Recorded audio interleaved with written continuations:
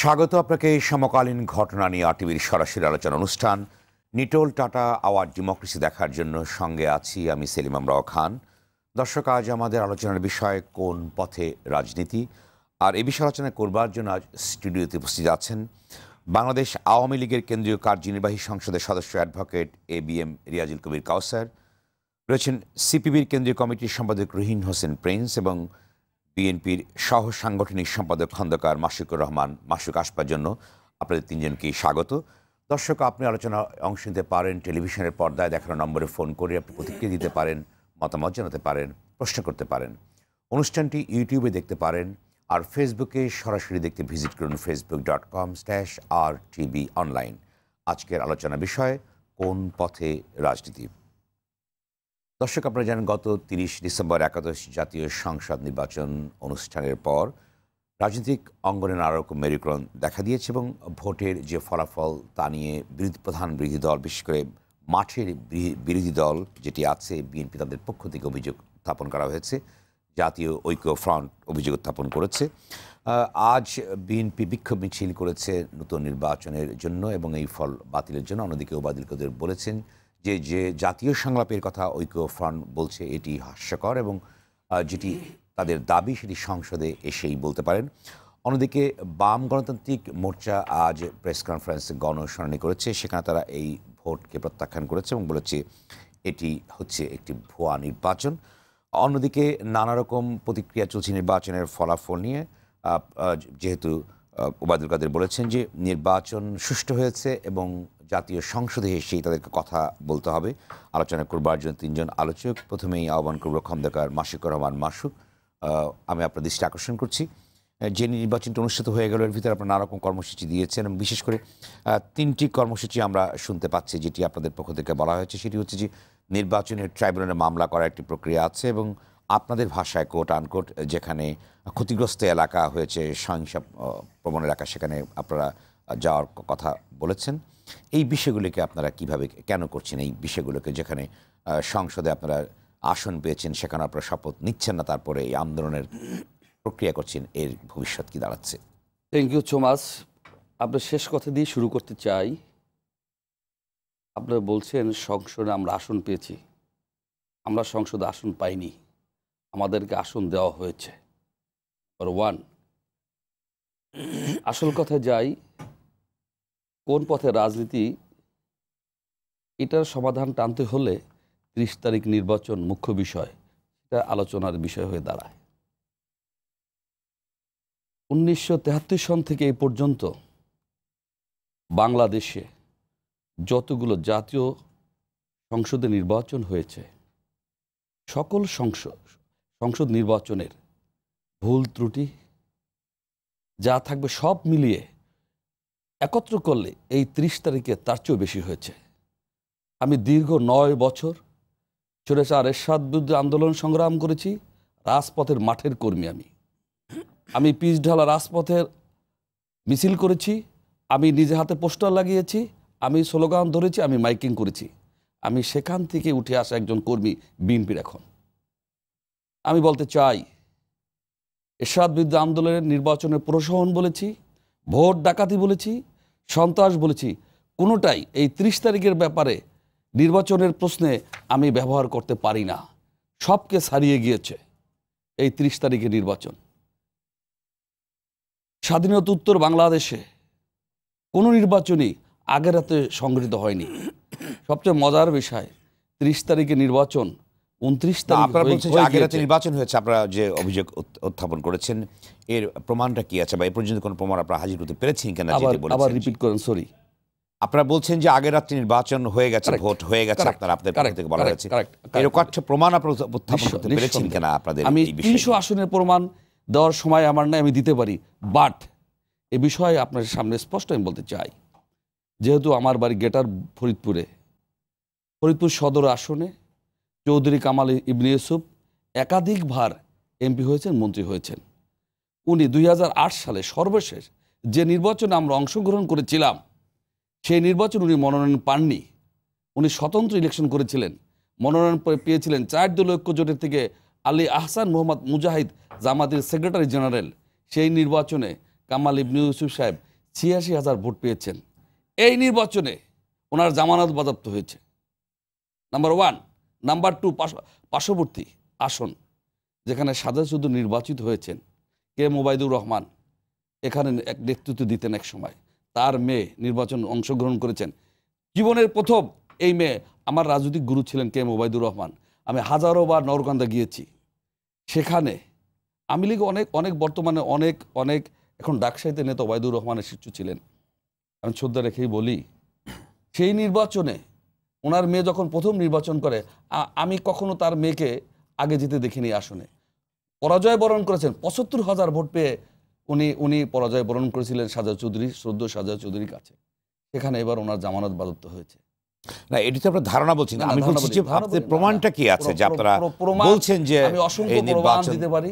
আমি আমার নিরাপত্তার কারণে আপনি আমাকে স্থান পাত্র জিজ্ঞেস করেন না। আপনারা দলীয়ভাবে আপনার কাছে প্রমাণ চাচ্ছেন, দলীয়ভাবে এই আমরা নির্বাচনে এই ঘটনার পর সকল প্রার্থীদের আমরা গুলশান বিএনপি চেয়ারপারসন বেগম খালেদা জিয়ার অফিসে ডেকে সকলের কাছে প্রমাণ, এই নির্বাচনে অনিয়ম কি প্রহসন হয়েছে, সকল কিছু ডকুমেন্ট নিয়েই আমরা নির্বাচন ট্রাইব্যুনালে মামলা করব, নাম্বার 1।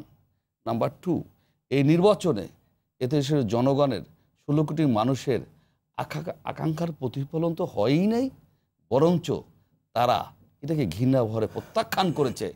যেমনিভাবে বিএনপি ঐক্যজোট প্রত্যাখ্যান করেছে। আমরা আজকে দেখুন, বাম গণতান্ত্রিক ঐক্য ফ্রন্ট, তারা ক্ষমতা রাজনীতি করে না।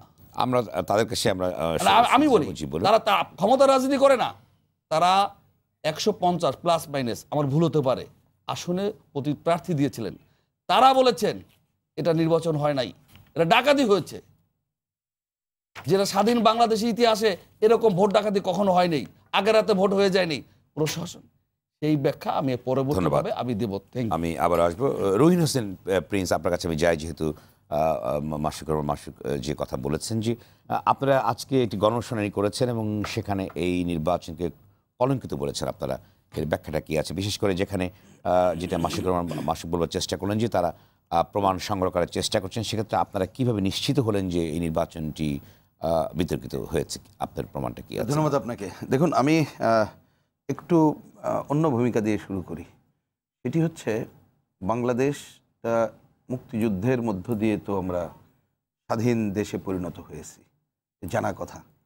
এবং সেই স্বাধীন দেশে আমাদের যে কতকগুলো বিষয় ছিল মুক্তিযুদ্ধের মধ্য দিয়ে অর্জিত সংবিধানে, তার মধ্যে গণতন্ত্র একটা বড় ব্যাপার এখনও আছে। কিন্তু সেই গণতন্ত্রেরও একটা পার্ট হচ্ছে নির্বাচন।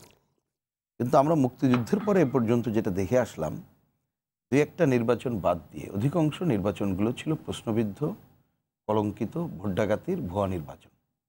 এবং এই যে পুরো নির্বাচন পদ্ধতি যেটা বাংলাদেশে আছে, এইটার মধ্য দিয়ে যে একটা ভালো নির্বাচন সম্ভব না, সর্বশেষ সেটা আরও প্রমাণিত হলো।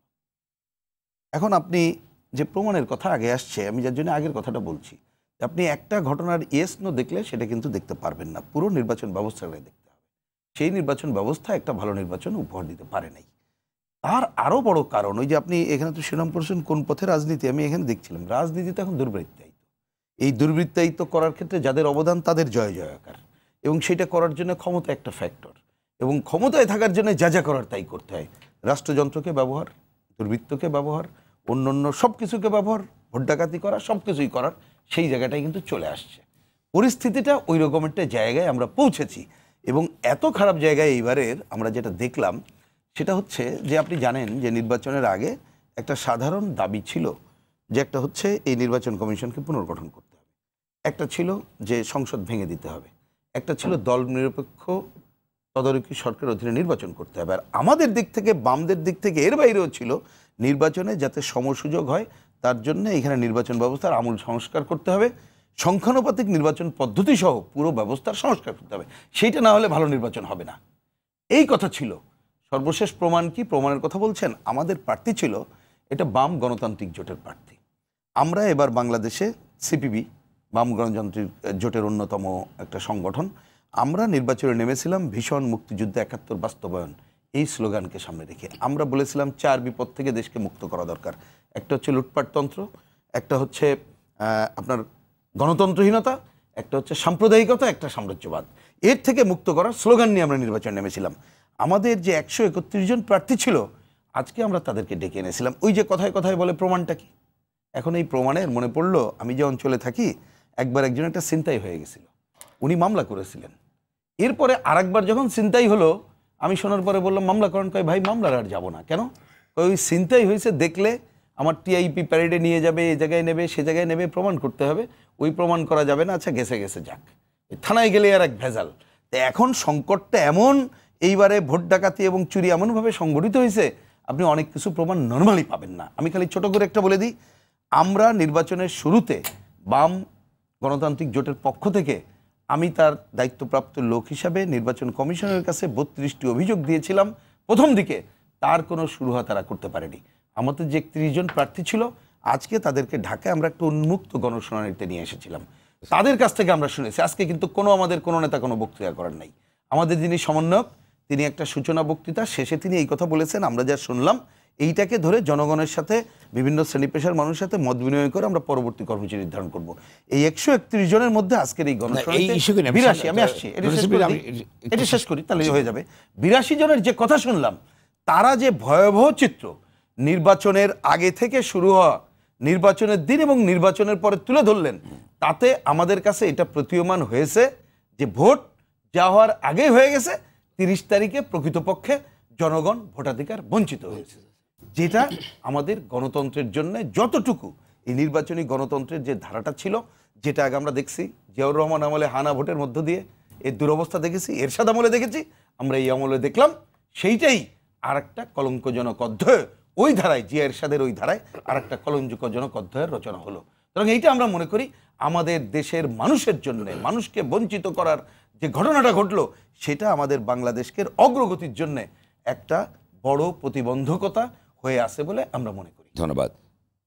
রেজাউল কবির কাউসার, আপনি কি বলবেন যে অনেকগুলো অভিযোগ দুই পক্ষ থেকে উত্থাপন করা হয়েছে? রুনিসিন প্রিন্স বলেছেন এই ভোট ডাকাতি নির্বাচন, এবং যেটা মাসুকও বলবার চেষ্টা করছেন যে নির্বাচন সংক্রান্ত, আপনার এই প্রসঙ্গে কি বক্তব্য আছে? ধন্যবাদ আরটিভির দর্শকবৃন্দকে। 71 জাতীয় সংসদ ইতিমধ্যে সম্পন্ন হয়েছে। নির্বাচন শেষ হওয়ার পর মাননীয় সাংসদরা শপথ গ্রহণ করেছে, নতুন সরকারও শপথ গ্রহণ করেছে শেখ হাসিনার নেতৃত্বে। আমি প্রথমত বলতে চাই, এই নির্বাচনটি আসলে অন্য 10টি নির্বাচনের মতো নয়। এটা স্বাধীনতার পক্ষের বিপক্ষের শক্তির একটি নির্বাচন। না, আমরা জানি 70 সালে একটা নির্বাচন হয়েছিল, সেখানেও আওয়ামী লীগ বিপুল ভোটে জয়লাভ করেছিল, কিন্তু সরকার গঠন করতে পারে নাই। 71 সালে একটি মহান মুক্তিযুদ্ধের মধ্য দিয়ে আমাদেরকে বাংলাদেশ স্বাধীন করতে হয়েছিল। আমাদের দুর্ভাগ্য কি, এবার আমরা দেখলাম, আমরা যাদেরকে বড় রাজনৈতিক দল মনে করি, যারা দীর্ঘদিন রাষ্ট্রীয় ক্ষমতায় ছিল, তারা স্বাধীনতার 48 বছরতম বিজয় দিবসে ডিসেম্বর মাসে স্বাধীনতার পরাজিত শক্তি, যাদেরকে যুদ্ধ অপরাধী আন্তর্জাতিক ট্রাইব্যুনালে বিচার হয়েছে, বিচারের রায় কার্যকর হয়েছে, সেই নিষিদ্ধ দলটির প্রার্থীদেরকে তারা মনোনয়ন দিয়েছে। তাদের পরিবারের সদস্যদেরকে বিভিন্ন আসনে মনোনয়ন দেওয়া হয়েছে। এদেশের মানুষ বুঝতে পেরেছে যে না, নির্বাচনটা নৌকা, স্বাধীনতার পক্ষের শক্তি এবং বিপক্ষের শক্তি, এবং এই নির্বাচনে সেটার প্রতিফলন ঘটেছে। এবং আপনারা বলতে চান ভোটের তারতম্য বা নির্বাচনী কার্যক্রম নিয়ে, আমি স্পষ্ট কথা বলতে চাই। আপনারা ইদানিং বলার চেষ্টা করছেন যে নির্বাচনী ট্রাইব্যুনালে যাবেন। দেখেন, নির্বাচন কিন্তু আরপিওর অধীনে বিভিন্ন আইন এবং বিধিমালার আলোকে করতে হয়। নির্বাচন একটা 45 দিনের প্যাকেজ। নির্বাচনের দিন সকাল 8টা থেকে বিকাল 4টা, ওই সময়ের মধ্যে যদি কোনো ঘটনা ঘটে থাকে, তাহলে সেটা নির্বাচনী ট্রাইব্যুনাল নিতে পারে। আগের দিন রাত্রে হইলে আমরা যেটা বলতে চাই না, সেটা আপনারা শুনেন। আপনারা এই 5 বছর 2014 সালের 5 জানুয়ারি নির্বাচন অংশগ্রহণ করেন নাই, কিন্তু পরবর্তীতে যখন স্থানীয় সরকার নির্বাচন হয়েছে আপনারা অংশগ্রহণ করেছেন, এবং প্রত্যেকটি নির্বাচনকে বিতর্কিত করার জন্য আপনারা বিভিন্ন কার্যক্রম গ্রহণ করেছেন। হ্যাঁ, আমি আসতে চাই এবারে 30 ডিসেম্বর নির্বাচনে। দেখেন, আমরা এখানে শুনতে পাচ্ছি নির্বাচনকে বিতর্ক, আপনারা অনেক কথা বলে যাচ্ছেন। আমি স্পষ্টত বলতে চাই যে এই 300 আসনে আপনারা যে প্রার্থী দিয়েছেন, এবং 300 আসনে প্রায় 40,100 ভোট কেন্দ্র। আপনারা কি 10টা ভোট কেন্দ্রের প্রিজাইডিং অফিসারের কাছে কোনো লিখিত অভিযোগ দিয়েছেন? হ্যাঁ, আপনারা বলবেন প্রিজাইডিং অফিসার আমাদের অভিযোগ নেয় নাই। আপনারা কি সেখান থেকে সেই অভিযোগের কপি সহকারী রিটার্নিং অফিসারের কাছে দিয়েছেন? হ্যাঁ, সহকারী রিটার্নিং অফিসার সেটা নেয় নাই। কোনো রিটার্নিং অফিসারের কাছে গিয়েছেন যে আজকে সকাল 8টা থেকে বিকাল 8টার মধ্যে আমার এই সমস্যা হয়েছে, আমার নানাবিধ সমস্যা হতে পারে, আমরাও একসময় এটা ফেস করেছি? করেন নাই। আপনারা কি নির্বাচন কমিশনে ওই বিষয়ে কোনো দিয়েছেন? আপনারা করেছেন, জাতীয় পর্যায়ে ব্রিফিং করেছেন, ব্রিফিংয়ে বলেছেন আমাদের 3000 ভোট কেন্দ্রে অনিয়ম হয়েছে। এটা কিভাবে নির্বাচন কমিশন আমলে নেবে? আমি নির্বাচনের আইন ও বিধিমালার এটার কোনো মানে সোরা আমি দেখি না। হ্যাঁ, প্রিন্স ভাই যেটা বলতে চেয়েছিলেন যে নির্বাচন কমিশন পুনর্গঠন, দেখেন এই নির্বাচন কমিশনটি নির্বাচন কমিশনের নিবন্ধিত সকল রাজনৈতিক দলের সাথে মহামান্য রাষ্ট্রপতি আলোচনা করে সার্চ কমিটির মাধ্যমে নির্বাচন কমিশনটি করেছেন। এটা নিয়ে কিন্তু তেমন কোনো বিতর্ক নেই। আর সুনির্দিষ্ট কোনো কারণ নাই কি কারণে প্রধান নির্বাচন কমিশনার বা কোনো নির্বাচন কমিশনারকে পদত্যাগ করতে হবে। আপনি দেখেছেন এই নির্বাচন কমিশনে একজন নির্বাচন কমিশনার তার স্বাধীনভাবে বক্তব্য রাখার চেষ্টা করছেন, বিভক্তিভাবে কথা বলছেন। আসলে সরকারের বিষয়, একাদশ জাতীয় সংসদ নির্বাচনটি বর্তমান সরকারের অধীনে অনুষ্ঠিত হয়েছে, কিন্তু নির্বাচনটি পরিচালনা করেছেন নির্বাচন কমিশন। আমাদের নিজেদের একটা আশঙ্কা ছিল যে আমাদের এই যেহেতু দলটির ক্ষমতায় আছে আমাদের অনেক সমস্যা হতে পারে, কিন্তু লক্ষ্য করে দেখবেন এই 43 দিনের নির্বাচনের প্রক্রিয়ায় আমাদের মাননীয় প্রধানমন্ত্রী, আমাদের দলীয় প্রধান জননেত্রী শেখ হাসিনা যে কয়টি নির্বাচনী সফর করেছেন, উনি কোনো সরকারি প্রোটোকল নেন নাই, প্রোটেকশন নিয়েছেন। উনি কোনো সরকারি সুবিধা নেন নাই, দলীয় ব্যবস্থাপনায় উনি নির্বাচনগুলি করেছেন। আমাদের 52 জন মন্ত্রীর বিরুদ্ধে কারো কোনো অভিযোগ হয় নাই যে এই মন্ত্রী নির্বাচন করাকালীন সময়ে সে নির্বাচনী আইন ভঙ্গ করেছেন। আমরা কিন্তু একটা রেকর্ড করতে পেরেছি যে একটা দলীয় সরকারের অধীনে সজ্জা থাকলে একটা নির্বাচন অনুষ্ঠিত পারে।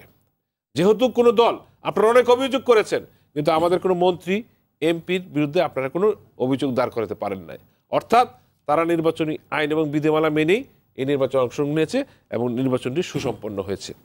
আরেকটি কথা বলতে চাই, একটা বিষয় হচ্ছে যে যখন বারবার অভিযোগ উত্থাপন করা হচ্ছে সেক্ষেত্রে আপনারা কি করবেন যে অভিযোগের ধারায় তারা যে জাতীয় সংলাপের কথা বলছে, জাতীয় সংলাপ করবে, এবং এই প্রসঙ্গে আপনাদের কি বক্তব্য? যদিও নির্বাচনের আগে সংলাপের কথা হয়েছিল, আমরা বলেছি কাদের সাথে সংলাপ করব, সেই শক্তির সাথে সংলাপ করতে পারি না যারা বঙ্গবন্ধু হত্যার সাথে জড়িত, যারা 21শে আগস্টের সাথে জড়িত, তাদের সাথে সংলাপ করতে পারি নাই। কিন্তু আমাদের মাননীয় প্রধানমন্ত্রী, আমাদের দলের সভাপতি একদিনের নোটিশে সকল দলকে সংলাপে অংশগ্রহণ করেছিল এবং সারা জাতি দেখেছে মাননীয় প্রধানমন্ত্রীর সাথে সংলাপে অংশগ্রহণ করে তাদের সংলাপ সফল হয়েছে এবং সেই আলোকেই এই নির্বাচনে তারা অংশগ্রহণ করেছেন। এবং আমরা এটা গর্ব করে বলতে পারি একাদশ জাতীয় সংসদ নির্বাচন একটি অংশগ্রহণ নির্বাচন হয়েছে। স্বাধীনতার পরে এত রাজনৈতিক দল কোনো নির্বাচনে অংশগ্রহণ করে নাই, নিবন্ধিত রাজনৈতিক দল 2008 সালের পরে। এক সময় ছিল 100 দল অংশগ্রহণ করতো, কিন্তু নির্বাচন কমিশনের 40টি নিবন্ধিত রাজনৈতিক দলের 39টি অংশগ্রহণ করেছে। আমরা সংলাপের না, এটি অংশগ্রহণমূলক হয়েছে, কিন্তু যে অভিযোগগুলো উত্থাপন করা হয়েছে শুনেন, আমরা তো বলছি অভিযোগ আসছে কেন, ওনারা চেয়েছেন। হ্যাঁ, আমি যদি প্রসঙ্গে আসি, আমি তো বলেছি বিএনপি একটা বড় রাজনৈতিক দল, অনেকদিন রাষ্ট্রীয় ক্ষমতায় ছিল।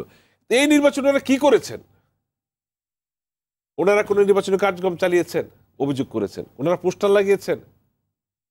ওনারা নির্বাচন কার্যক্রমে গিয়েছেন? অর্থাৎ ওনারা চেয়েছেন, ওনারা বুঝতে পেরেছেন ভোটের ট্রেন্ডটা কোন দিকে যাচ্ছে। এদের মানুষ সিদ্ধান্ত নিয়েছে, এদের মানুষ প্রার্থী দেখানে নৌকাকে দেখেছে, শেখ হাসিনার নেতৃত্বকে দেখেছে, দেখেছে। আমরা জানি যে এখন যেটা বলতে চাই, যেহেতু পার্লামেন্টে ওনারা যে কটা সিট আসন পেয়েছে, এখন কথা হবে পার্লামেন্টে, বক্তব্য পার্লামেন্টে, বাইরে কোনো কথা, বাইরে কোনো সুযোগ নেই। কাদের সাথে বলবো আমরা এখন? কেন একটি ওনাদের সকল দাবি তো আমরা মেনে নিয়েছি।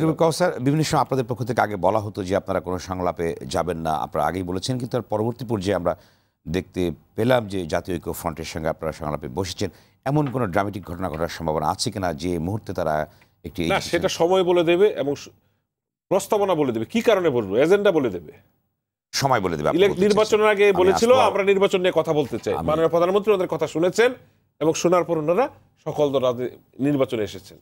এমন কোনো কিছু ঘটে এখন যেহেতু আমাদের 30শে জানুয়ারি এই একাদশ জাতীয় সংসদের অধিবেশন বসছে, আমরা মনে করি এখন আমাদের সকল কথা পার্লামেন্টে সংসদে। ধন্যবাদ। আবার আপনার কাছে আসবো খন্দকার মাশিকুর রহমান। মাশিক, আপনি বলুন, যেটা রিয়াজুল কবির কাউসার বলেন যে আর একটা অভিযোগ আপনাদের বিরুদ্ধে আছে যে নমিনেশন বাণিজ্যের একটি বড় ধরনের অভিযোগ আছে। আর একটি কথা যেটি কাউসার বলবার চেষ্টা করলেন যে আপনারা নির্বাচনের আগে অর্থাৎ দৃশ্যমান কোনো প্রচারণায় আপনারা যাননি, কেন যাননি? এবং আপনাদের মহাসচিব নির্বাচনের আগে বলেছিল যে ভোট কেন্দ্রগুলো পাহারার ব্যবস্থা করা হবে। এত কিছুর পরেও আপনারা এখন কেন অভিযোগগুলো উত্থাপন করছেন? শাক দিয়ে মাছ ঢাকা যায় না, একটা কথা আছে না?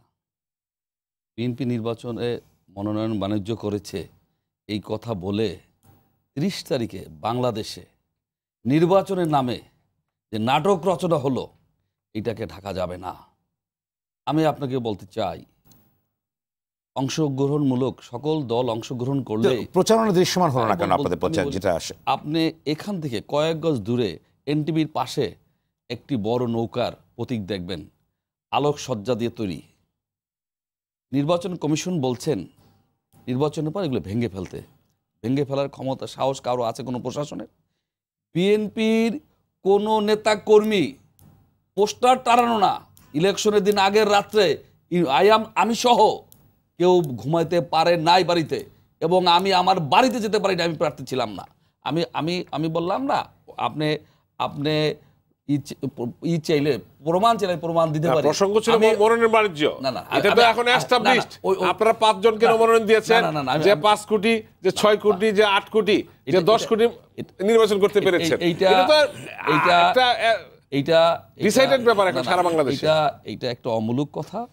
আপনাদের প্রার্থীরা বলছেন, এখন আমাদের প্রার্থীরা বলবেন। আমি বলি, আমি অত বড় নেতা হলেও পরীক্ষার সাথে আমি ছিলাম। আমি জানি অনেক কিছু বলা যাবে না। আমি যে উপস্থাপক উনি বলেছেন যে প্রচারণা করতে পারেননি কেন, আমি আর একটা টকশোতে বলেছিলাম। আপনি বলেন ঢাকার মির্জা আব্বাস সিটি কর্পোরেশন, শেষে আপনারা কেন এই সমস্ত অভিযোগ বা এখন যখন বলছেন আপনারা নির্বাচন কমিশন দিয়েছেন আমরা জানি, কিন্তু আমি বলি আব্বাস সাহেব এখনো কিন্তু পলাতক। সে না, স্বামী স্ত্রী দুজন, ওনার সাথে কালকে আমার এখানে দেখা হয়েছে। উনি বলছেন আমার বাড়িটা প্রত্যেক খা করে, আমার 1 বিঘা 1.5 বিঘা জমি আমার পৈতৃক দখল হয়ে গিয়েছে। আওয়ামী লীগ দখল করে নিয়েছে, ছাত্রলীগ যুবলীগ বলছে আমার কাছে 5 কোটি টাকা দাবি করেছেন। আমার কথা রেফারেন্স দিয়ে বললাম। আমি বলতে চাই নাই। আমি কেন বললাম? আপনার বলে আব্বাস সাহেব কি পোস্টার টানার লোক নাই তার? আমার না থাকতে পারে, ওনার নাই ঢাকা শহরে। আমি আমার বাবার কবর যেতে চেয়েছিলাম, আমাকে পুলিশ যেতে দেয় নাই। আমি মাননীয় নৌ পরিবহন মন্ত্রীকে ফোন করেছি, এই জন্য মুক্তিযুদ্ধ করেছেন, দেশ স্বাধীন করেছেন। এইটাই দেখেন, এগুলো আপনাদের বিচ্ছিন্ন অভিযোগ। আচ্ছা, বিচ্ছিন্ন অভিযোগ। আমি বলি সারা বাংলাদেশে এটা হয়েছে। আমি একটা উদাহরণ দিই। আমি সারা বাংলাদেশ 300 আসন উদাহরণ দিতে আমি পারবো। একটা উদাহরণ দিয়ে আমি এই বিষয়টা সমাপ্তি করতে চাই।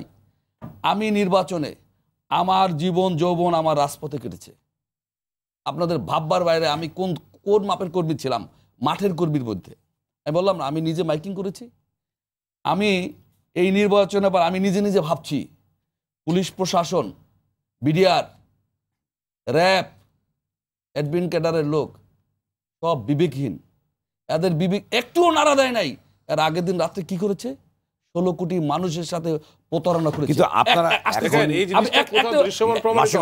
আপনারা এখন যেমন সরব আছেন, দৃশ্যমান প্রমাণ একটি উদাহরণ দিয়ে বলতে আমি একটু সময় দিতে হবে। আমি ঢাকায় এসে আমি একজন খেতাবপ্রাপ্ত মুক্তিযোদ্ধা, বীর প্রতীক, আমার সিনিয়র শেখ জামালের সাথে একসাথে আর্মিতে রিক্রুটিং অফিসার ছিলেন, কমিশন প্রাপ্ত। উনি চাকরি করেননি। ওনাকে আমি গুলশানে দাওয়াত দিলাম একটা চা খাওয়ার জন্য। 2 জনে চা খাচ্ছি। আমি বলছি আপনি বলেন, আমি নামটা বলবো না। 30 আপনি তো যুদ্ধ করেছেন, হয়তো ওদিন মারা যেতে পারতেন। এই 47 বছর পর কি দেখলেন, কি নির্বাচন অনুভব করলেন? কোনো দল করে না। সে বেসরকারি বড় বড় ফার্মে বড় অফিসার ছিলেন, এখন একটা বিদেশি কোম্পানির সাথে উনি ব্যবসা করেন, জয়েন্ট ভেঞ্চারে। শুনে সে বলে আমি নির্বাচনে যেতাম না।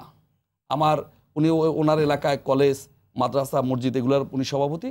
বলছে প্রিন্সিপাল ফোন করেছে, আপনি আসেন, আপনি আসলে এখানে গোলমাল হবে না, রক্তক্ষয়ী সংঘর্ষ হবে। বলছে আমি গিয়েছিলাম, গিয়ে দুই দলকে ডাকলাম, আমি দুই গ্রুপকে ডাকলাম, দুই গ্রুপ মানে আওয়ামী লীগ বিএনপি ডাকলাম, ডাকার পর বললাম এখানে সুষ্ঠু নির্বাচন হবে, সবাই মানলেন। ইলেকশনের দিন 12টা পর্যন্ত সুষ্ঠু নির্বাচন হয়েছে।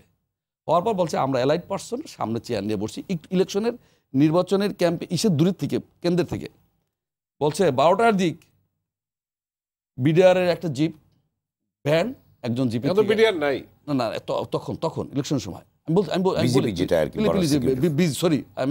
বিজেপি বলছে, সাথে একজন ভদ্রমহিলা নামলেন, বললেন আপনি কি অমুক? স্যার বলছেন।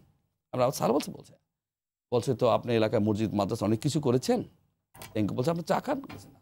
আপনার তো আসেন, কথা বলেন আমার চাকরি ঠিক, আমার চাকরি তো থাকে না এখানে থাকলে।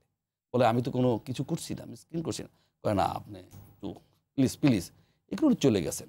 10 মিনিট পর ওই এলাকার ওসি আসছেন, ওই যে অমুক কোথায়? বলছে আপনি এইভাবে কথা বললেন কেন? আমি তো মিসক্রিন না, আমি তো এখানে কোনো সন্ত্রাসী করছি না। বলছে আপনি কী করেন এখানে? উনি চলে গেছেন 10 মিনিট পর। এরপর আরবির একটা গাড়ি আসছে, সাথে মেজর সাহেব আসছেন, তখন আজান দিচ্ছে, উনি বলছে জোহরের, বলছে যে আপনার নামাজ পড়তে যাবেন না? আপনি তো এই করছেন, সে ভালো ব্যবহার করছে, আপনি চলে যান। উনি নামাজে আপনি একটু নামাজ পড়েন, নামাজের সময় সব ভোট হয়ে গিয়েছে। উনি বলছে তারপর আর 400 ভোট ছিল, বলছে এই ভোটটা নেন, দিস ইজ কন্ডিশন। এই রিলেটেড সকল বা প্রশাসনের 3টা জায়গার কথা আপনাকে উপস্থাপন করলাম। এরপর হাজারো উদাহরণ আমার কাছে আছে, আমি নিজে সাক্ষী। আমি একটা অফিসার্স ক্লাবের আমি লাইফ মেম্বার, আমাকে জিজ্ঞেস করেন না, রাত 1:30টায় খবর আসলো 2/3 সেন্টার ভোট হয়েছে, সে সুষ্ঠু নিশ্চিদ্ধ নিরাপত্তার মধ্যে ইলেকশন, সে নির্বাচিত, নৌকা মার্কা সেখানে নির্বাচিত হতো, সেখানে আবার 2/3 ইলেকশন রাত্রে হয়ে গিয়েছে। ধন্যবাদ। দেখেন আপনারা আমাকে বলতে হচ্ছে, আপনারা এটা বলার জন্য বলছেন না। দেখেন আমি এটা বলতে চাই, এটা আপনারা বিচ্ছিন্ন উনি কি কোথাও এই অভিযোগটা দাখিল করেছেন? নির্বাচন উনি একজন সাধারণ ভোটার। না উনি, আপনি তো আগে একটা বিশেষণ দিয়েছেন, উনি এই ছিল সেই ছিল, উনি কি কোন একটা টায়ারে অভিযোগটা দিয়েছেন? আমাদের দেশে বাস্তবতায় ইট ইজ পসিবল, দেখেন ইট ইজ পসিবল। আমি একটু শুনেন, বলতে পারেন, আপনি একটু শুনেন। আপনি এই ঢাকা উপশহরের কাছে গয়েশ্বরচন্দ্র রায় 15 বছর ওনারা ওখানে একটা আসন ছিল, 15 বছর পর প্রথম ইলেকশন করছেন 2008 সালে, 75-76 হাজার ভোট পেয়েছেন। এবার ওনার জামানত নাই, আপনি বলেন তো না, এবার আপনাদের বলেন তো কয়টা মওদুদ আহমেদের জামানত নাই, ডক্টর মোশাররফ সাহেবের জামানত নাই, বিএনপির 150 প্রার্থী। আমি একটা উদাহরণ দিই, সরি লাস্ট আমি আপনি কি বলতে পারবেন? না আমি সর্বশেষ বরিশাল 4 মেহেন্দিগঞ্জ হিজলা 73 তো আওয়ামী লীগ জেতে নাই সেখানে। স্বাধীন বাংলাদেশের প্রথম নির্বাচন, সেই 73 তো জেতে নাই সেখানে। 25টা সেন্টারে একটা ভোট বিএনপি পায় নাই। এই টক শোতে একজন সাংবাদিক বলছে, আমি দায়িত্ব নিয়ে বললাম 25টা সেন্টারে একটা ভোট বিএনপি পায় নাই। ধন্যবাদ। এটা তো আপনারা একসময় গর্ব করে বলতেন যে আপনারা শেখ হাসিনাকে টাকা হারিয়ে দিয়েছিলেন, গর্ব করে বলতেন না? হ্যাঁ, এবার আসলে একাধিক আমরা হারিয়ে দেই নাই, জনগণ হারিয়ে দিয়েছে। এই যে এখন জনগণ হারিয়ে দিয়েছে, দেয় নাই, আমলেই নেয় নাই, জনগণ হারিয়ে দিয়েছে। কাসর ভাই, পার্থক্য জনগণ হারিয়ে দিয়েছে। আমি একটা পয়েন্ট উল্লেখ করতে চাই, এই সময় বিএনপি ক্ষমতা ইলেকশন হয় নাই। দেখেন 2008 সালে আমরা যখন জাতীয় সংসদ নির্বাচন করি, তখন আরপিতে একটা ব্যাপক পরিবর্তন আনা হয়েছিল, এবং একটা বিধান করা হয়েছিল যে একটা রাজনৈতিক দল একাধিক প্রার্থী দিতে পারবে। এটা আমরাই প্রস্তাব করেছিলাম, কারণ 111-এর পর অনেকের বিরুদ্ধে মামলা ছিল, কে প্রার্থী হতে পারবে না পারবে, এইসব কারণে একাধিক প্রার্থীর বিধান রাখা হয়েছিল। লাস্টে একটা, হ্যাঁ লাস্টে যে বলবে মার্কার যে যার জন্য যাবে সেই প্রার্থী থাকবে, আর অন্যরা অটোমেটিক বাদ হয়ে যাবে। আমরা রাজনৈতিক দল এটা সুবিধা নিতে চেয়েছিলাম, তো এবার আমরা কি দেখলাম? আপনারা একাধিক প্রার্থী দিয়েছেন, যে যত রেট ভালো হয়েছে শেষ পর্যন্ত দেখেছে ওই কৌশলটা কাজে লাগান না। এটা মামলা হামলায় আমাদের প্রার্থীদের জাতি বুঝতে পেরেছে কি কারণে আপনারা একাধিক প্রার্থী দিয়েছেন। 300 আসনে কি করে আপনারা এতগুলো প্রার্থী দিয়েছেন, এটা জাতির কাছে ক্লিয়ার। বলতে চাই ইলেকশন প্রক্রিয়াকে আর বিতর্ক করার চেষ্টা করবেন না। বিএনপির মামলা আপনি দেখেছেন। আমি আসবো আবার আপনাদের কাছে, আমি আসবো। রহিন হোসেন প্রিন্স, আপনি কি মনে করেন, বিশেষ করে আমরা আলোচনার প্রায় মধ্য পর্যায়ে আছি, এই যে জাতীয় সংলাপের কথা বলা হয়েছে, বিএনপির পক্ষ থেকে বেশ কয়েকটি প্রক্রিয়ার কথা বলা হয়েছে, আন্দোলনের কথা বলা হচ্ছে, সংলাপের কথা বলা হচ্ছে, জাতীয় সংলাপ নিয়ে বা তারা জোট বর্ধিত করতে চাচ্ছে, সেক্ষেত্রে আপনারা এই আপনাদের অভিযোগের প্রেক্ষাপটে আপনারা কি সিদ্ধান্ত নিতে যাচ্ছেন? না, প্রথমত হচ্ছে তারা বিএনপি কি করবে না করবে সেটা তো মানে আমি জানি না, পত্রিকায় দেখলাম আর বিএনপি তো এখন বিএনপি নাই, জাতীয় ঐক্য ফ্রন্ট দেখলাম, তারপরে সেই জাতীয় ঐক্য ফ্রন্ট সে জামাতকে আশ্রিত করেই সে তার কাজটা। সুতরাং আমি মনে করি যে আর এইখানে যদি আপনি আলোচনাটা হয় কি জানেন, যে এই ধরনের সংকটে অনেক সময় মানুষের সামনে আইসাইডে হয় এটা আওয়ামী লীগ আর বিএনপির এই ঝগড়া, এবং যেই ঝগড়া মেটানোর জন্য একটা কিছু হলেই যেন দুধের বন্যা বয়ে যেত। আমরা বাম জোটের পক্ষ থেকে পরিষ্কার বলতে চাই, এই জায়গা থেকে আপনি পরিবর্তন না করতে পারলে হবে না। এখনকার ঘটনা কেন ঘটলো আমি আগেই ব্যাখ্যা করেছি, আমি আগেই বলেছি বাংলাদেশের জনগণ জানে ভোটে কি হয়েছে না হয়েছে। আপনি সে কথা এইখানে আমরা যে যত জোরে বললেই তাতে কিছু আসে যায় না, কিন্তু ব্যাপারটা হচ্ছে আপনি যদি প্রকৃত মুক্তিযুদ্ধকে বিবেচনা করেন, যদি বাংলাদেশকে বিবেচনা করেন, তাহলে এই যে জনগণ যে ভোটাধিকার বঞ্চিত হলো, এইটা কেন আমরা পারলাম না এত বছরের বাংলাদেশে, সেই জায়গাটা আপনাকে সার্চ করতে হবে। আমরা সেই জায়গাটা পরিষ্কার ভাষায় বলি যে আপনি ওদের কথা বলছেন, আমরা তো আজকে পরিষ্কার বলেছি আমাদের বাম জোটের বক্তব্যটা কি। এর আগে আমি আজকের গণশুনানি তার আগেও বলেছি যে আজকে যদি এই অবস্থা পরিবর্তন করতে হয় তাহলে মুক্তিযুদ্ধের ধারার অর্থনৈতিক ব্যবস্থা কায়েম করতে হবে। আপনি লুটপাটের ধারার ব্যবস্থা রেখে এইটা সমাধান করতে পারবেন না, সেইখানে ক্ষমতাটাই হবে প্রধান। ক্ষমতা থাকলেই ওইটা হচ্ছে সোনার হরিণ, যে কোনোভাবে ক্ষমতায় থাকতে হবে, ক্ষমতায় যেতে হবে। এই জন্য আমরা বলেছি আসেন, যদি আপনি প্রকৃতপক্ষে গণতন্ত্র চান তাহলে এই যে নির্বাচন হয়েছে যার কোনো জনগণের অংশীদারিত্ব নাই, এইটাকে বাতিল করে সংখ্যানুপাতিক পদ্ধতি প্রবর্তন করা হোক এবং নির্বাচন ব্যবস্থার একটু আমূল সংস্কার করা হোক। নির্বাচন এই যে টাকার খেলা, নতুন করে আবার এই হোন্ডা গোন্ডা রাজত্ব, আগে বলেছেন যে নির্বাচন অবশ্যই টাকা। এখন কি বলবেন আপনারা? আমি আপনার কাছে আসবো একটু বিরতি পরে।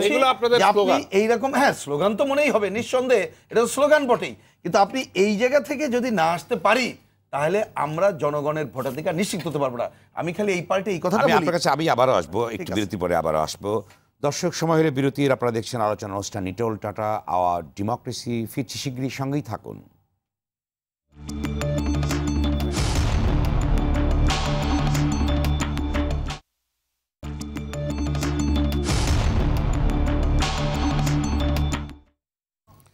স্বাগত আরেকবার সমকালীন ঘটনা নিয়ে আরটিভির সরাসরি আলোচনা অনুষ্ঠান নিটোল টাটা আওয়ার ডেমোক্রেসিতে। সঙ্গে আছে মিস এলিম আমরাও খান। আলোচনা বিষয় কোন পথে রাজনীতি। আলোচনায় আছেন অ্যাডভোকেট এবিএম রিয়াজুল কবির কাউসার, রহিন হোসেন প্রিন্স এবং মাসুকুর রহমান মাসুক। রহিন হোসেন প্রিন্স, যে কথা বলছিলাম যে আপনারা আগেই বলেছেন নির্বাচন কমিশনের সংস্কার প্রসঙ্গ নানা রকম প্রশ্ন উত্থাপন করেছেন, দাবিও আপনারা দিয়েছেন, সম্পূর্ণ দাবি। কিন্তু এখন আপনারা কি করবেন যে প্রেস কনফারেন্স করেন, এই প্রেক্ষাপটে আপনারা কি সিদ্ধান্ত নেবেন?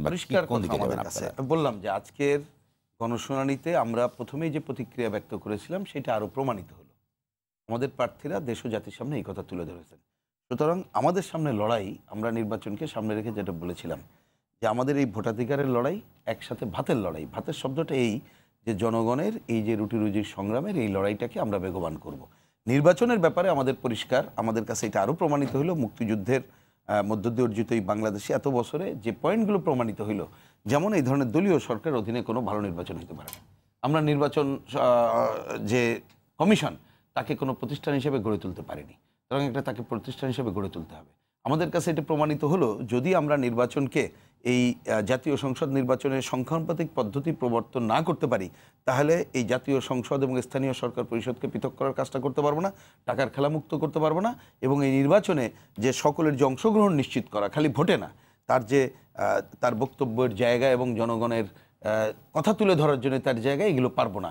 এবং নির্বাচনে এবারও যে ধরনের একটা ভয়ের সংস্কৃতি সারা বাংলাদেশে বিরাজ করছে, গণতন্ত্রহীনতা যে ধারা বিরাজ করছে, সেই জায়গাটা পরিবর্তনের লড়াইটা আমরা করব। লড়াই করে আমরা বর্তমান সরকারকে বাধ্য করব যাতে করে নির্বাচন ব্যবস্থা আমূল সংস্কার করে একটা নির্বাচন দেওয়ার জায়গাটা যায়। এটি একটি কাজ। আর একটা জরুরি কাজ এইখানে আলোচনা এসেছে, এটা একটা গুরুত্বপূর্ণ। আমি এখন কোনো আলোচনা, আমাদের টেবিলে কোনো আলোচনা নাই। আচ্ছা, আমি ওই একটু ব্যাখ্যা করে পরে বলবো। আরেকটা কাজ যেটা জরুরি কাজ আমরা মনে করছি সেটা হচ্ছে এই যে কথাটা এবার এসেছে যে ডাকাতি বিভিন্ন জায়গায় হলে, আপনি ধরেন আপনার বাড়িতে ডাকাতি হলো, আপনি অনেক সময় ভরসা করি আমরা যে ঠিক আছে এখানে পুলিশ আছে, একটা সরকার আছে, তারা আমাদের পাহারাদারের ভূমিকা পালন করবে, কিন্তু তারাই যদি ডাকাতির কাজটা করে তাহলে একটাই পথ থাকে জনগণের প্রতিরোধ গড়ে তোলা। সেইটা পারিনি, ওই ব্যর্থতা আছে। সেই ব্যর্থতার মানে কথাটা আমরা অস্বীকার করছি না, বিশেষ করে বাম জোট সেটাকে আমরা মনে করছি মানুষের এই যে আমাদের রাজনৈতিক যে দলগুলো বিভিন্ন সময় যে ভূমিকা পালন করছি তাতে তাদের আস্থাহীনতা একটা বড় ব্যাপার। সেই জায়গায় জনগণের আস্থা গড়ে তুলে জনগণকে আমরা ঐক্যবদ্ধভাবে এই প্রতিরোধের শক্তি হিসাবে গড়ে তোলার কাজটা করব, এইটা করব। এখন আপনি যেটা ঐক্য ফ্রন্টের কথা বলছেন, আমি একটু উল্টা করে বলি। বাম জোট এতক্ষণ যে কথাগুলো বললাম, আমরা তো চাই আমরা আমাদের ধারা আন্দোলন করে যাব। আপনি বরঞ্চ ঐক্যফ্রন্ট এবং অন্য নেতাদেরকে জিজ্ঞেস করা উচিত তারা আমাদের সাথে কোনো পয়েন্টে যদি মিলবে কিনা, তারা আসবে কিনা। আমরা যে 4 বিপদের হাত থেকে বাংলাদেশকে মুক্ত করতে চাই, আগেই বলেছি, তার একটা বড় উপসর্গ হচ্ছে এই যে গণতন্ত্রহীনতা।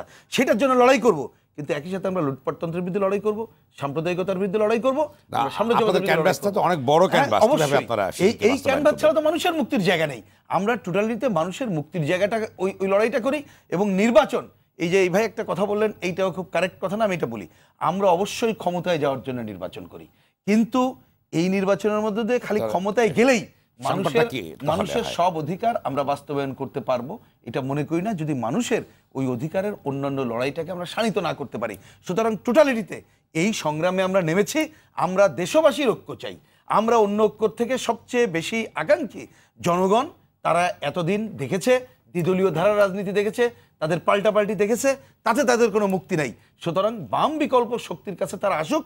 এই শক্তি আপনার কতটুকু আশাবাদী বাম বিকল্প শক্তি প্রতিষ্ঠার জন্য বা জনগণের ভিতরে কতটুকু সারা জায়গাতে পারবে? আমি মনে করি আমরা আশাবাদী, এটা মনে করছি। এক কথাই বলি, আমরা এইবার যে অল্প আসনও, আমি বলি অল্পই তো বটে, 131 আসন তো আর বেশি না, যে নির্বাচন দিয়ে জনগণের কাছে গিয়েছিলাম, জনগণের কাছে আমরা সাড়া পেয়েছি।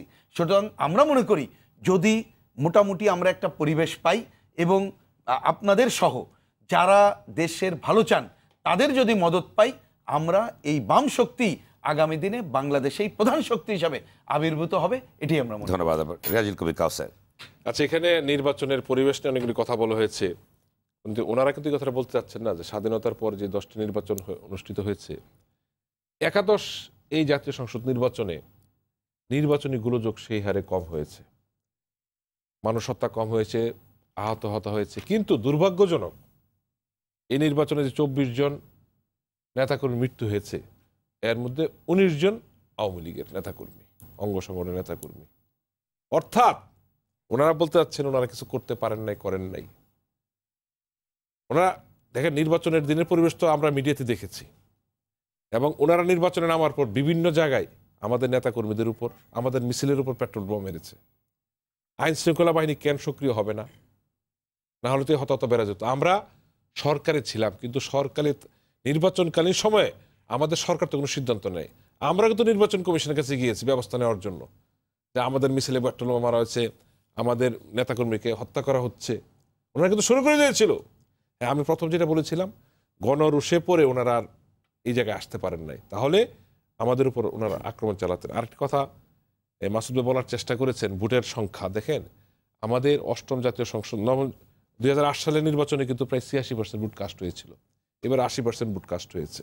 আর আমি তো প্রথমেই বলেছি যে এটা একটা নির্বাচন না, এটা গণরায়। কারণ আমরা স্পষ্ট বলতে পারি, এই 48 বছরের বাংলাদেশ, আওয়ামী লীগ ক্ষমতা ছিল মাত্র 18 বছর।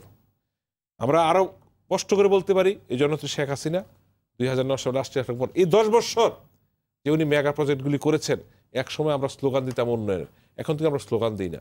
এখন আমাদের উন্নয়নের দৃশ্যমান। ঢাকাতে বেরোবেন, আশেপাশে সব উন্নয়ন দৃশ্যমান। আমাদেরকে বোঝাতে না, মানুষ দেখলেই বুঝে। হ্যাঁ, আর 2-4 বছর গেলে এগুলো শেষ হয়ে যাবে এবং আরো বড় বড় প্রজেক্ট করা হবে। এবং দেখছেন আমাদের মাননীয় প্রধানমন্ত্রী ইতিমধ্যে বলেছেন যে আমাদের প্রায়োরিটি এই কাজগুলি শেষ করা, এবং আমরা সেটা করে যাচ্ছি। কারণ এদেশের জনগণ জননেত্রী শেখ হাসিনার উপর আস্থা রাখতে পেরেছেন, গত 10 বছর যা করেছেন সেটার ফলাফল আমরা এই নির্বাচনে পেয়েছি। আপনি একটি প্রসঙ্গ, সেটা হচ্ছে যে বাম মোর্চা অভিযোগ আপনাদের বিরুদ্ধে করেছে, গণতান্ত্রিক মোর্চা এবং বিএনপি করছে, যেটা করছে। এক্ষেত্রে যদি এজিটেশন সিস্টেম ভবিষ্যৎ রাজনীতির ক্ষেত্রে কি ধরনের অভিঘাত সৃষ্টি করতে পারে, বা সেই ক্ষেত্রে আপনারা কি করবেন, যে ইস্যু নিয়ে অন্যরা আন্দোলন করতে যাচ্ছে বা যে ধরনের মতামত ব্যক্ত করছে তার ভবিষ্যৎ? না, ওনারা যে কথাগুলি বলতে চেয়েছেন আমরা তো স্পষ্ট বলতে চাই। উনি বলেছেন ভোটের অধিকার, উনি বলেছেন বাতের অধিকার। আমরা জননেত্রী শেখ হাসিনার নেতৃত্বে এই দেশে ভোটের অধিকারের জন্য আন্দোলন সংগ্রাম করেছি। আর বাতের অধিকার, এখন তো আমরা স্বয়ংসম্পূর্ণ দেশ, আমাদের বাতের সমস্যা নেই, তো অন্ন বস্ত্র বাসস্থানের সমস্যা নেই, শিক্ষা এবং স্বাস্থ্যের কোনো সমস্যা আমাদের নেই। আমরা ডিজিটাল বাংলাদেশে পা দিয়েছি। তাহলে ভাতের অধিকার না, তাহলে ভোটের অধিকার? ভোটের অধিকার তো আমরা আন্দোলন করেছি, এবং আমরা গর্ব করে বলতে পারি এই নির্বাচন কমিশনকে স্বয়ংসম্পূর্ণ করার জন্য। এবং দেখেন আরপিওতে যে ব্যাপক পরিবর্তন এসেছে, আমরা কিন্তু এই প্রস্তাবগুলি দিয়েছিলাম, এবং আমাদের মেজর প্রস্তাব বাস্তবায়ন হয়েছে, এটা আমরা ধন্যবাদ। গল্প করে বলতে পারি। খন্দকার মাশিকুর রহমান মাশিক, আপনারা জাতীয় সংলাপের কথা বলেছেন এবং আপনাদের জোটকে এবং এক্সপান্ডেড কথা ফখরুল ইসলাম আলমগীর বলেছেন যে আরও দলকে জোটে অথবা পাশে চায় ঐক্য ফ্রন্ট। এক্ষেত্রে আপনারা কি কি পদক্ষেপ গ্রহণ করছেন বা কি করবেন আপনারা? 30 তারিখে নির্বাচন যেহেতু এদেশের 16 কোটি মানুষ প্রত্যাখ্যান করেছে, এটাকে আমি নির্বাচন বলবো না। পৃথিবীর সকল কান্ট্রিও সরকার প্রধান রাষ্ট্রপ্রধানও যদি এই নির্বাচনকে সারা বিশ্ব এটাকে গ্রহণ করেছে, সারা বিশ্ব ইতিমধ্যে গ্রহণ করে, তারা জানিয়েছে। সারা বিশ্ব যদি গ্রহণ করে, আমি বলবো এটা নির্বাচন হয়নি। তাতে আমার আপনারা বিরোধী দল, আপনারা তো বলতেই পারেন, সেক্ষেত্রে কি করতে আমি যাচ্ছেন বিরোধী দল আপনারা? না, ফাঁসির মঞ্চে গিয়ে যেতেও হয় তা আমি যাব, নির্বাচন হয়নি। আমি আমি আমি আমার মতো একজন কর্মী, আমি একটা ছোট্ট উদাহরণ দেই। সিলেটের নির্বাচনে, সিটি কর্পোরেশন নির্বাচনে আপনাদের প্রার্থী বলেছিল আমি যদি জয়লাভও করি নির্বাচন মেনে নেব না। এখানে কিন্তু মেনে নিয়েছে। এখানে বলি, এখানে যদি আমাকে বলতে দেন, সেখানে জামাত প্রার্থী ইলেকশন করেছে, গোয়েন্দা সংস্থা রিপোর্ট দিয়েছে, একমাত্র একটি সংস্থা বলেছে নো। আমরা আলোচনার প্রান্তে আছি, বলুন আপনার। সেখানে যদি সরকারের কাছে এই রিপোর্ট থাকতো এই নির্বাচন সুষ্ঠু হলে বিএনপি জিতবে, ওখানে নির্বাচন সুষ্ঠু হতো না। ওখানে হিসাব পরে, আলোচনার পর আমি প্রার্থীটা বলেছিলেন নো, সেখানে জামাতের প্রার্থী রাজার হাল ইলেকশন করেছে, আমাদের প্রার্থী পারে নাই। জামাতের লোক, ওই সিলেটে জামাতের লোক না বেশি, ধর্মবীর হতে পারে, তারা কেউ জামাতকে ভোট দেয় নাই, বিএনপিকে ভোট দিচ্ছে, আরিফ সাহেবকে। সেখানে অন্য খেলা হয়েছে, সেখানে অন্য খেলা হয়েছে। এরপর তো আমি বলার সুযোগ পাবো না, এটি শেষ। জি, আমরা একদম শেষ পর্যায়ে প্রান্তে আছি। আমি বলি, আমি মনে করি বাংলাদেশের 47 বছর পর প্রধানমন্ত্রী একটা সুযোগ এসেছিল যে আপনারা কি করতে যাচ্ছেন। আমি বলি, আমি বলি এসেছিল যে দলীয় সরকারের অধীনে একটি সুষ্ঠু নির্বাচন করা যায়, সেটা উনি পারেননি। উনি যদি ওই নির্বাচনে পরাজয় বরণ করতেন, তারপর উনি বিজয়ী হতো। এই নির্বাচনে 30 তারিখে প্রধানমন্ত্রীর বিজয় হয়েছে, আওয়ামী লীগের পরাজয় হয়েছে, বাংলাদেশের পরাজয় হয়েছে।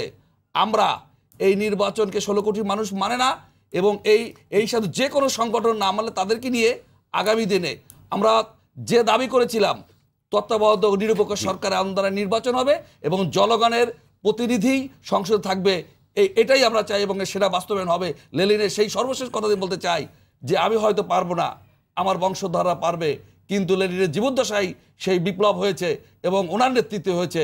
আমি মনে করি বাংলাদেশও তাই হবে। আপনারা বিপ্লব করতে যাচ্ছেন। আপনি 10 সেকেন্ডে বলুন যে রাজনীতি কোন পথে, এই প্রেক্ষাপটে। প্রথম কথা হচ্ছে কতগুলো একদম শেষ পর্যায়ে আছে। রিয়াজুল কাসের তো বললেন যে এটা গণরায় হয়েছে, আমরা বলি গণডাকাতি।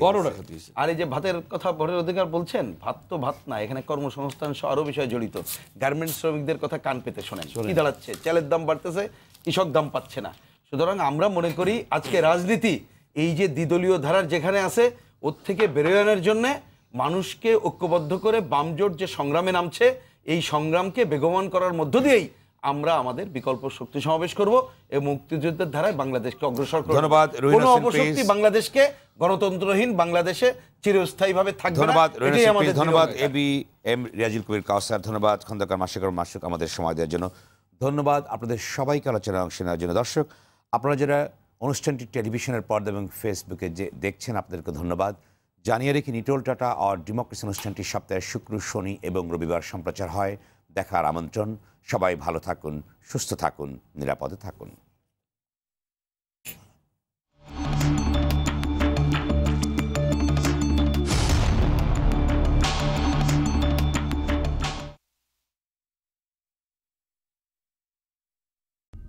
তোমাকে